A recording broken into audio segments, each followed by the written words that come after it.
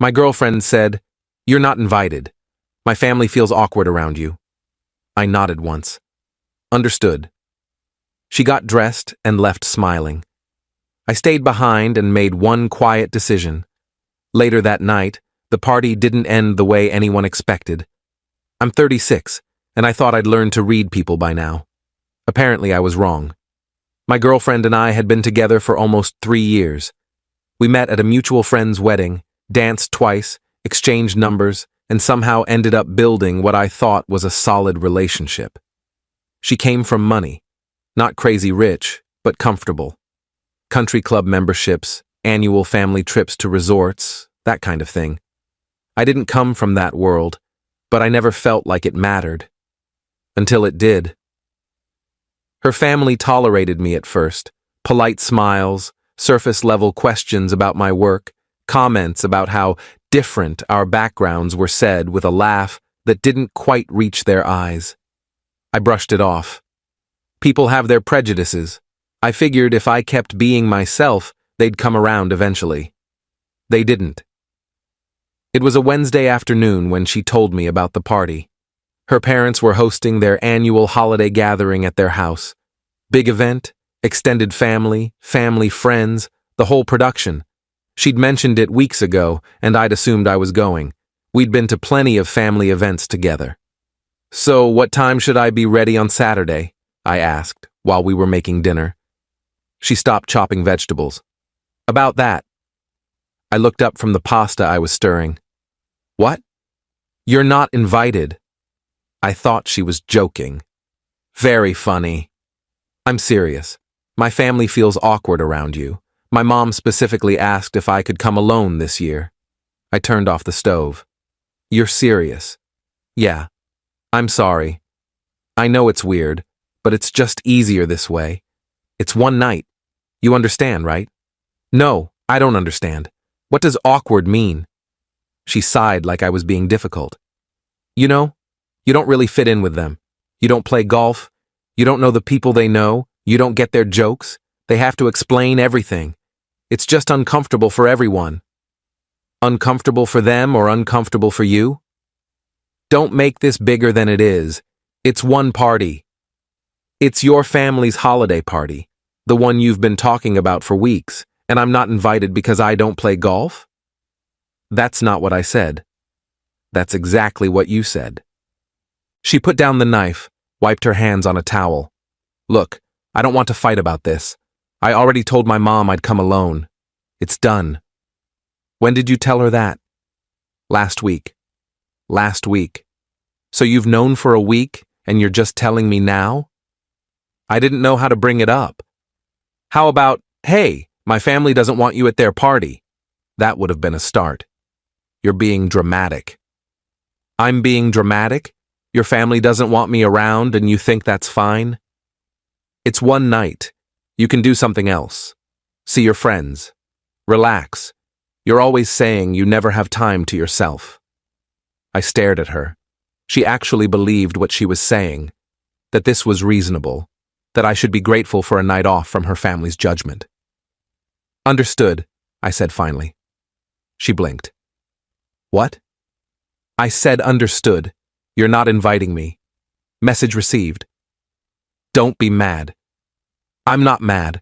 I'm understanding, like you asked. She studied my face, trying to figure out if I was serious or setting up for a bigger fight. When I didn't say anything else, she seemed relieved. Thank you. I knew you'd get it. It's really not personal. I went back to the pasta. Sure. Saturday came. She got ready in my bathroom, spending over an hour on hair and makeup. I sat in the living room, scrolling through my phone, not really looking at anything. She came out looking good. Red dress, heels, the works. How do I look? She asked. Great. You're sure you're okay with this? I said I understood. She smiled, kissed me on the cheek. I'll text you later. Don't wait up. Then she left. I heard her car start, pull out of the driveway, fade into the distance. I sat there for about 10 minutes. Then I made a decision. I pulled out my laptop and started writing. Everything. Every comment her family had made over the past 3 years. Every time they'd corrected my grammar or explained something I already knew. Every time they'd introduced me as the boyfriend, with a tone that suggested quotation marks.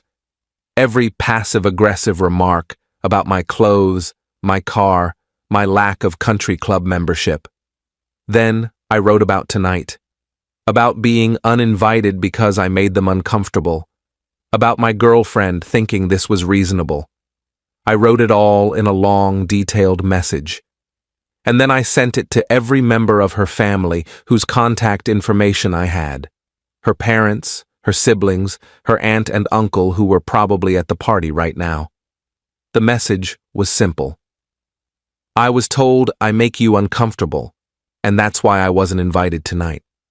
I want you to know that I've always tried to be respectful and kind to all of you.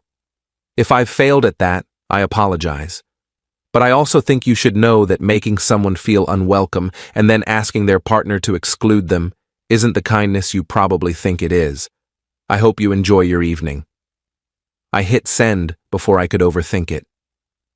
Then I packed a bag, took the spare key she'd given me off my key ring, and left it on the kitchen counter. I drove to my friend's place across town. Update 1. My phone started blowing up around 8:30. First her, then her sister, then her mother. I didn't answer, just watched the notifications pile up. At 9, my friend asked what was going on. I showed him the message I'd sent. "Oh man," he said. "You nuked it from orbit." Was I wrong? No, but you definitely just ended that relationship. It was already over. I just made it official. Around 10, she started leaving voicemails. I listened to the first one out of curiosity. "What the hell did you do? My entire family is upset. My mom is crying. My dad wants to know who you think you are. Call me back right now." I deleted it. Listened to the second one. "I'm leaving the party. We need to talk. Where are you?" Deleted. Third one. "I'm at your place. You're not here. Where are you? Why did you leave your key?" I texted back. "I'm staying somewhere else tonight. The key is on the counter. I think we both know this is done." She called immediately. I didn't answer. She texted, "You don't get to do this. You don't get to blow up my family and then disappear." Me. I didn't blow up anything. I told the truth. If that caused problems, maybe that says something about the truth. Her. "You're being childish." Me. "I'm being honest. Something you should have been a week ago." Her. "We're not breaking up over this." Me. "We're not breaking up over this. We're breaking up because you chose your family's comfort over basic respect for me." The message was just me finally saying what I should have said a long time ago. She stopped responding after that. Update 2 Sunday morning, I woke up to a text from her sister. We'd always gotten along reasonably well. Or so I thought. "You humiliated our family. Whatever problems you had with us, you should have talked to us privately, not ambushed us at a party." I texted back. "I was excluded from that party specifically because talking to your family hasn't worked for 3 years. When was I supposed to do this? During another event where I'm tolerated but not welcomed?" Her. "You made my mother cry." Me. "Your mother told her daughter not to bring me because I make people uncomfortable. Did she think that wouldn't hurt?" Her. "It's different." Me. "How?" She didn't respond. My girlfriend, ex-girlfriend, I guess, showed up at my friend's place around noon. I don't know how she found me, but she was persistent. "We need to talk," she said when I answered the door. "There's nothing to talk about." "Yes, there is. You can't just end 3 years like this. You ended it when you uninvited me. I just made it official. I uninvited you from one party. Because your family thinks I'm not good enough for their world, and you agreed with them. I never said that. You didn't have to. You chose them over me. You've been choosing them over me for months, maybe years. I was just too stubborn to see it." She looked genuinely confused. "What are you talking about?" "Every time they made a comment about me, you laughed along. Every time they suggested I didn't fit in, you agreed. You never defended me, not once. And then you uninvited me to their party and expected me to be fine with it. Because I didn't want to fight with them. But you're fine fighting with me. That's not fair. None of this is fair. That's the point. She started crying. Real tears, not the manipulative kind. I love you. I don't think you do. I think you love the idea of me. The version of me that doesn't make waves with your family. But that's not who I am. And I'm tired of pretending it is. So that's it? We're done? Yeah, we're done. She left. I watched her car disappear down the street and felt nothing but relief. Update 3. The next few days were quiet. I stayed at my friend's place, went to work, came back. My ex texted a few times, asking if we could talk, if I'd reconsider, if there was any way to fix this. I didn't respond. Then, on Thursday, I got a call from her father. That surprised me. We'd barely spoken in 3 years beyond pleasantries. We need to talk, he said. His voice was different, less dismissive than usual. About what? About what you said. About how we've treated you. I think I said everything I needed to say. I know, and you were right. I wasn't expecting that. What? You were right. We did make you feel unwelcome, and we shouldn't have. My wife and I have been talking about it all week. Your message. It made us look at ourselves, and we didn't like what we saw. I didn't know what to say. I'm not asking you to forgive us, he continued. I'm not even asking you to get back together with my daughter. I just wanted you to know that we heard you, and we're sorry. Okay. That's it? Just okay? I appreciate the apology. I do. But it doesn't change anything. Your daughter chose you over me. And I can't be in a relationship where I'm always going to be second to people who don't respect me. I understand. For what it's worth, she's devastated. I'm sorry to hear that. Are you? Honestly? I don't know. Part of me is. Part of me thinks she should have thought about that before she uninvited me. He was quiet for a moment. You're a good man. I'm sorry we didn't see that sooner. Thank you. He hung up. Update 4. 2 weeks later, I ran into her at a coffee shop. She looked tired. We made eye contact, and for a second I thought about walking out, but I didn't. Hi, she said. Hi. Can we talk? Just for a minute? Sure. We sat at a corner table. She ordered coffee she didn't drink, just held it between her hands. My dad told me he called you, she said. Yeah. He never apologizes to anyone. That's a big deal. I know. Does it change anything? No. She nodded like she expected that. I've been thinking a lot about what you said, about how I always chose them over you. And? You were right. I did. I didn't realize I was doing it, but I was. Every time they made a comment, I should have shut it down. Every time they made you feel small, I should have defended you. And I didn't. No, you didn't. I'm sorry. I appreciate that. Is there any chance? No. You didn't even let me finish. I don't need to. The answer is no. Not because I hate you or because I want revenge, but because I finally understand what I deserve. And it's not someone who only fights for me when they've already lost me. Her eyes filled with tears. I really loved you. I believe you. But love isn't enough when respect is missing, and you never really respected me. Not the way I deserved. I'm going to regret this for the rest of my life. Maybe. But that's not my burden to carry anymore.